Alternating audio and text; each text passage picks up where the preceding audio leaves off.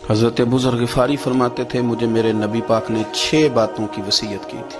سب سے پہلے حضور نے فرمایا تھا ابو ذر مسکینوں سے محبت کرتے رہنا۔ دوسرا نبی پاک صلی اللہ علیہ وسلم نے فرمایا تھا جب بھی دیکھنا نیچے والوں کو دیکھنا، اوپر والوں کو نہ دیکھنا، مالداروں جاگیرداروں پہ توجہ نہ کرنا، ذہن خراب ہو، نیچے دیکھنا، غریبوں کی طرف توجہ رکھنا۔ تیسرے نمبر پر نبی پاک صلی اللہ علیہ وسلم نے فرمایا تھا ہر حال میں حق بات کہنا اگرچہ وہ کڑوی ہو۔ چوتھے نمبر پہ میرے محبوب نے فرمایا تھا اللہ کے معاملے میں کسی کی پرواہ نہ کرنا، کوئی کیا کہتا ہے کہتا رہے، تم رب کے رستے پہ چلتے رہنا، ملامت کی پرواہ نہ کر۔ اور 5ویں نمبر پر میرے نبی پاک نے مجھ سے کہا تھا رشتہ دار تجھ سے تعلق توڑیں بھی نہ تو تو جوڑ کے رکھنا، صلہ رحمی نہ چھوڑنا۔ اور 6 نمبر پر حضور نے فرمایا تھا اللہ کے عرش کے خزانوں میں سے خزانہ ہے لا حول ولا قوت الا باللہ العلی العظیم۔ حضور نے فرمایا اسے پڑھتے رہنا، اسے کبھی نہ چھوڑنا۔